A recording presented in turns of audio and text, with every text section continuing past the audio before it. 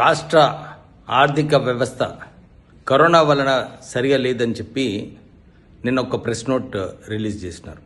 మేము BJP party తరఫు నుంచి 6 నెలల నుంచి చెప్తున్నాము, కరోనా రాష్ట్రానికి దేశానికి ఎఫెక్ట్ అవుతుంది, రాష్ట్ర బడ్జెట్ని సరిగా వాడుకోవాలి అని చెప్పి చాలాసార్లు మేము చెప్పడం జరిగింది.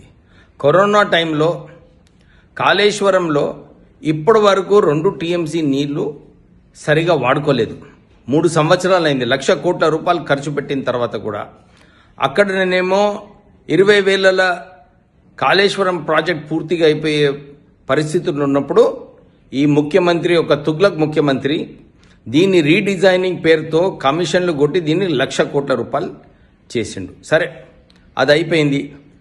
కరోనా టైంలో మళ్ళీ 2 టీఎంసీ నుంచి 3 టీఎంసీ వరకు 25,000 కోట్ల రూపాయలు మళ్ళీ ఎందుకు ఖర్చు పెడుతున్నాడో ఈ ముఖ్యమంత్రి ఎవరికి అర్థం కావట్లేదు.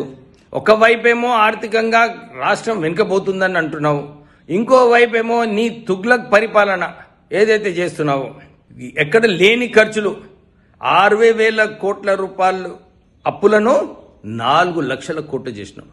అప్పుల రాష్ట్రం అయిపోయింది. ఆంధ్ర కాంట్రాక్టర్లు మెగా కృష్ణారెడ్డికి, మెగా ఇంజనీరింగ్కి ఇష్టం వచ్చినట్టు పైసలు ఇచ్చి నువ్వు కాంట్రాక్టర్లనేమో నువ్వు మేపుతున్నావు. రాష్ట్ర ఆర్థిక పరిస్థితి పాడైంది, కానీ నీ ఆస్తులు పాడుగాలేదు కేసీఆర్. మొన్న కరోనా టైంలో 300 కోట్ల రూపాయల పైన మనీ డ్రా చేసి టీఆర్ఎస్ కార్యకర్తలకు, కల్వకుంట్ల కుటుంబానికి ఎట్లా మేలు చేయాలని చెప్పి ఈ ముఖ్యమంత్రి వివరిస్తున్నాడు.